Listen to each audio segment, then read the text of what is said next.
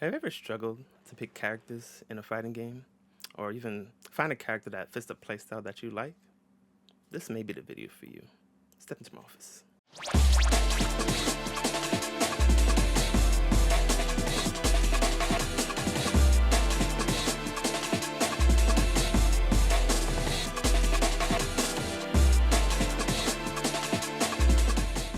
In this video, I'll go over some options you have when learning characters in 2xKL for the first time, as well as some important things to keep in mind so that you have the best learning experience.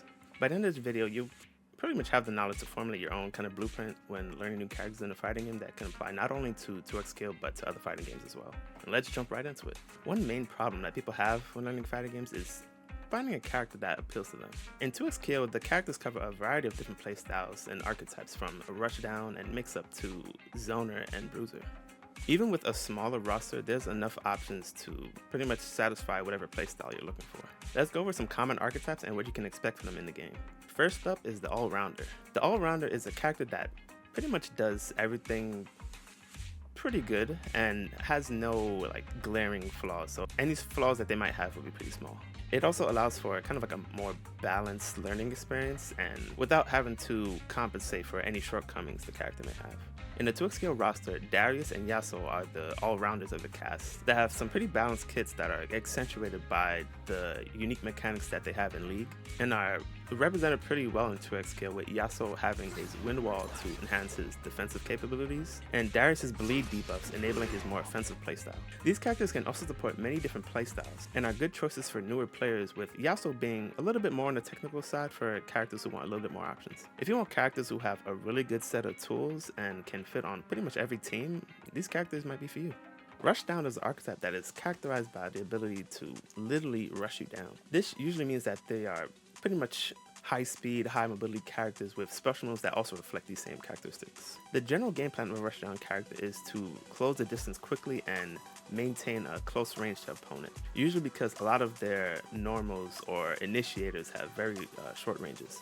Your options in 2xKL for Rushdown characters are Ahri and Vi. Both of these characters having these tools that let them close the distance and deal damage. Ahri has her Spirit Rush dashes from League and also has access to a mid-air dash, and Vi has her Vault Breaker and Footwork special moves to quickly close the gap with an opponent. If you enjoy movement-based characters and running circles around your opponent, then these two might be the pick for you.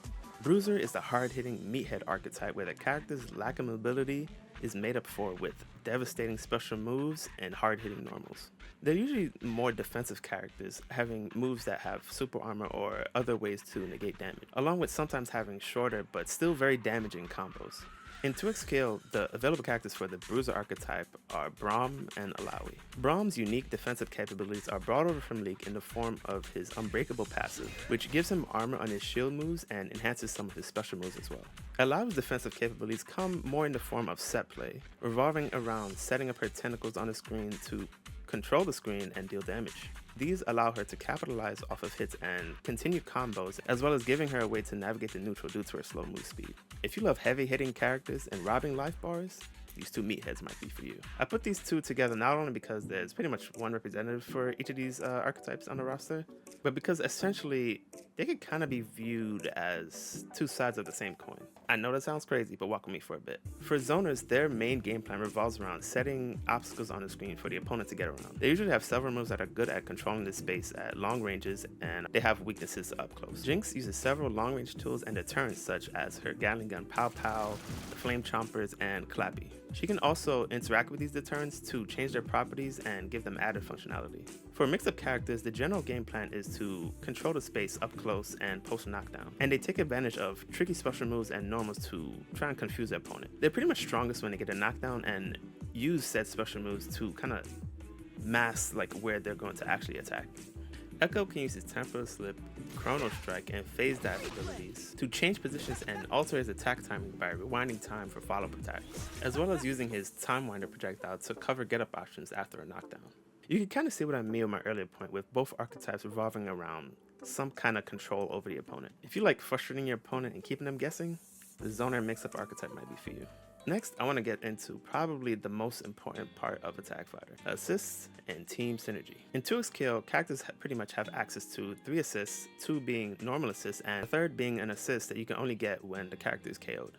Assists have different use cases and strengths and can be a huge boon to whoever you have out on the screen, which is an important part of team synergy. Of course, most versus game character assists are made to be used pretty much with everybody on the roster, but some characters can be made even stronger when used with certain assists. For example, Alawi can be paired with Ari or Jinx to kind of like give her more coverage in the neutral and cover her slow walk speed in normals. Or she could be used with Braum's barrier assist to give her more time to set up tentacles on the screen.